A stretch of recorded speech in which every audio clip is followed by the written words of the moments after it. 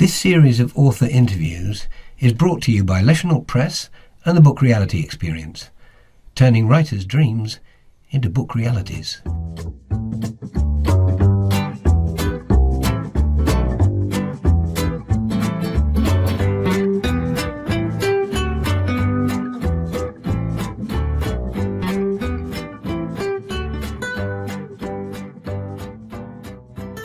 Hi everybody, and welcome to another of our Book Reality series where we chat to the authors that have brought their books out through Book Reality.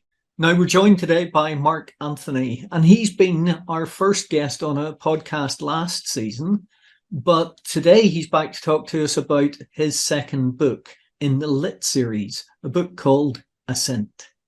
Hi Mark, how are you? Hey, I'm good, Ian. How are you? I'm very well, thank you. So, Ascent, book 2 of the Lit trilogy is coming out. Yeah, it's coming out on the 16th of March.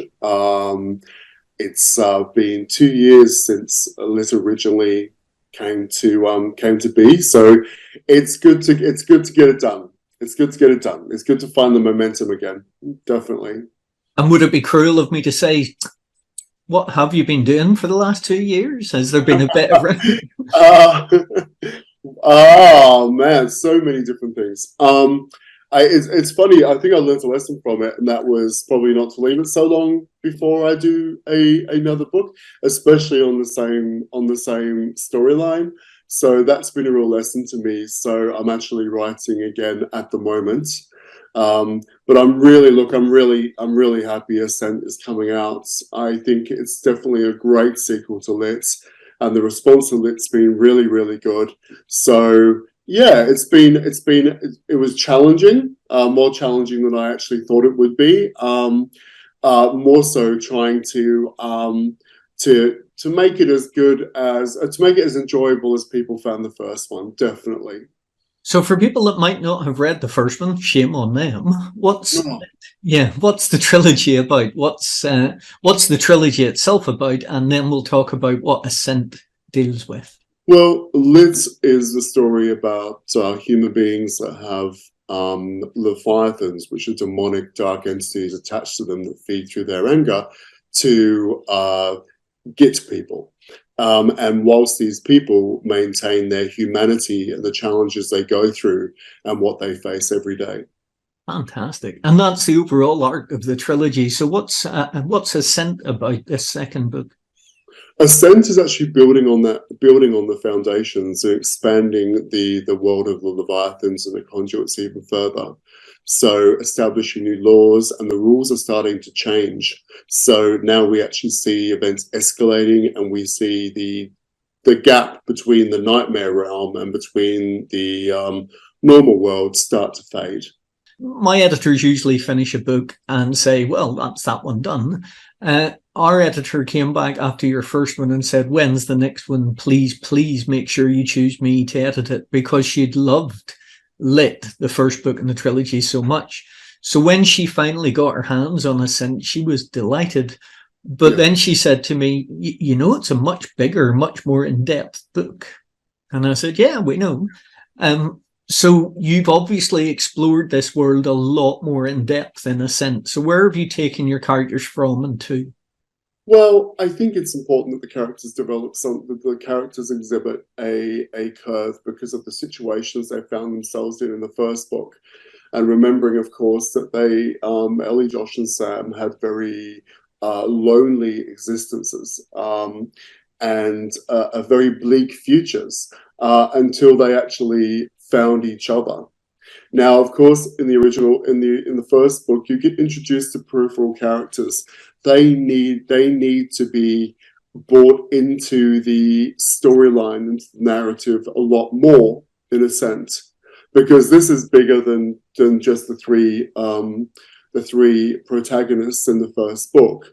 There is many different characters and many different storylines and many different motives from different people, all leading up. And of course, also you've got the motives and the dynamics of those demonic entities, Leviathans, as well. So you have this interesting double play, which isn't as linear as the first story was.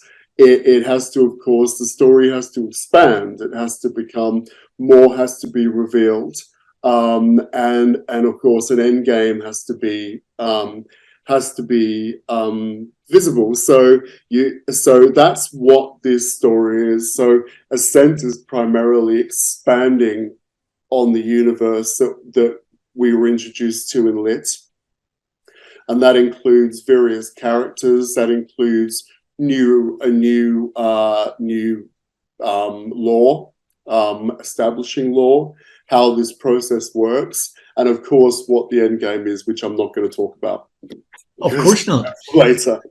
And that was really interesting, because there's characters in the first book that were very popular.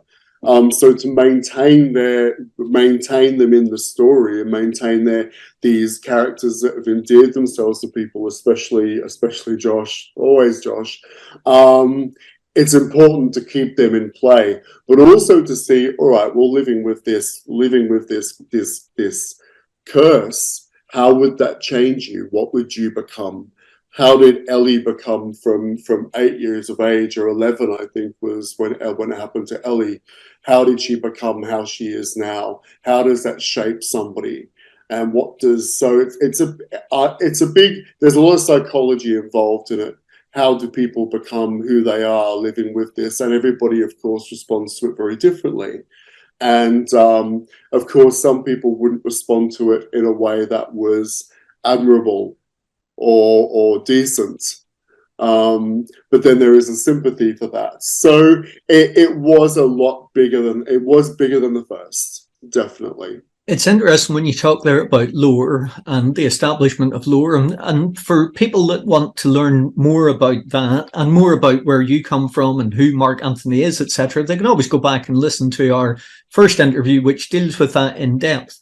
But for this second book, that lore which was established, you still need to make sure you're not breaking the rules, but yet you also want to explore, because this isn't just about demonic entities and people. This is about humans at its core, and the themes that run through that.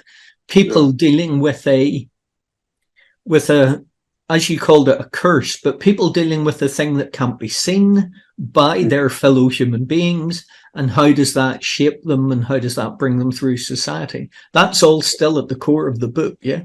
It is. And because with my writing is very character driven anyway. So, because I enjoy that, and I think, three-dimensional characters, and I know we spoke about that before. So the characters have to develop in a way that seems it makes sense. It makes sense given the situation, and makes sense given the new dynamics they find themselves into. And remember, you put a group of people together, or you 5 people together, you add a 6th, and the entire dynamic of the group changes. So that was the play I wanted to work on. The nuances of characters, the what they go through, what they're facing, because of course, remember, a lot of them are quite damaged. They're damaged individuals. How that damage chooses to manifest itself at play in this situation I find themselves in is a really, really interesting thing to write. And sometimes it actually writes itself, because with these characters, you become very insightful into what would be a natural progression for that person. So it definitely is about people. It's about emotions. It's about fear, loss, grief, mental health. It's about and I enjoy that aspect of it a lot. That play with characters is very enjoyable for me. So as you've been writing this second book, and people will know if they've listened to our other interviews, lots and lots of authors talk about characters taking on a life of their own, quite literally writing themselves into the book in a way that the author didn't expect them to do it. So within this second book, which character took you on a journey that you weren't expecting? This book is largely focused on probably more so Sam. I think that you met Sam in the first book. One of the main the main three protagonists. Sam goes through a change where you can see him becoming slightly less selfish, but still with that air of of hope that perhaps other characters in the book don't have or are quickly losing. Of course, then you've also got Ellie and her relationship with Josh, and how Ellie becomes a mentor, and Ellie also becomes a nurturer. But then in the same breath, does that weaken Ellie to what's happening to her? Joshua, looking at it as a child, does he embrace it? Does he start to think, well, actually, it's maybe this curse is not a bad thing all the time? And so as an 8-year-old would see it, and you can see then how the other characters progress from children very, very innocent like Josh and ended up where they are 10, 15, sometimes 20 years later. That's one of the character curves are very, very important. As long as they're in, as a natural progression. And you're right, they actually do write themselves.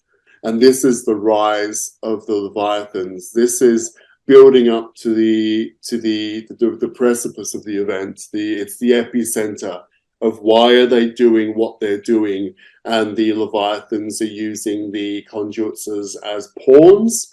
And the pawns actually realize that there is a chance to use the Leviathans to survive what is coming. Now, it's interesting that you mention about the mental health aspects of the book.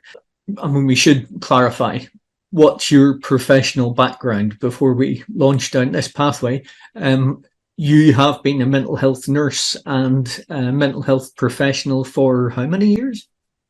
24 years.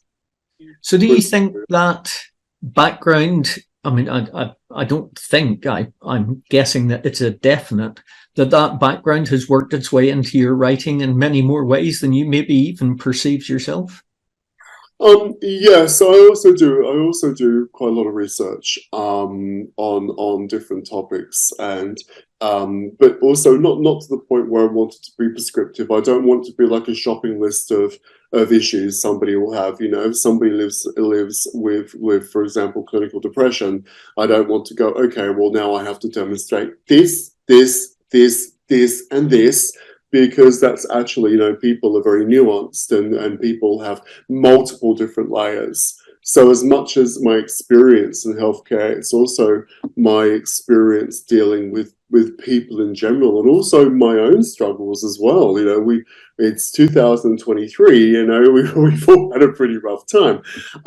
So it's more, I think it's about being emotionally intelligent and being insightful to these issues, and remembering that people do have strengths where you least expect it. I mean, personally, I think that gives your characters. We spoke about. My computer's making noises at me. We spoke about 2D and 3D characters. Yeah. Your characters are fully formed characters. These are not some 2D representation of an individual wandering through a cardboard cutout city. These are real people walking through a real environment, albeit with a very strange demonic entity attached to them.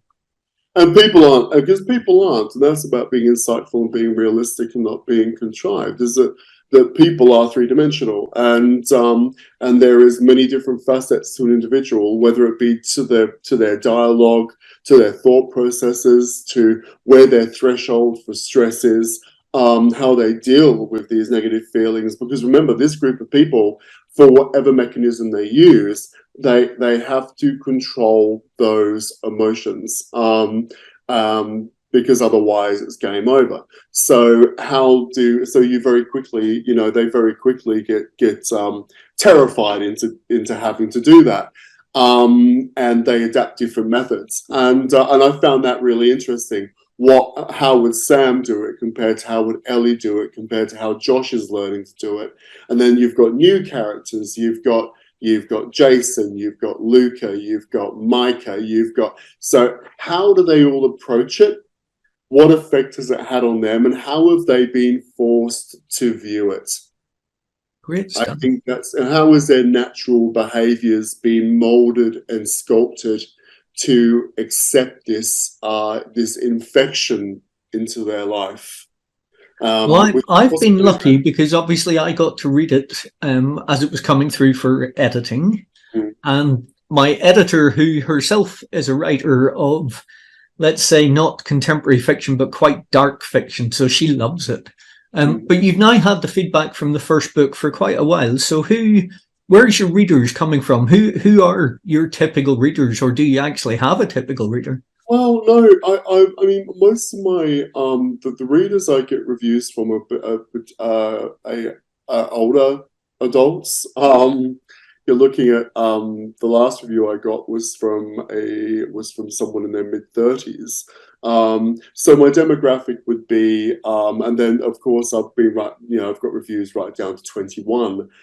So there is a big range, and I think it's because I didn't want to. Of course, there's gore in it. Of course, there's scary bits. It's creepy and it's eerie.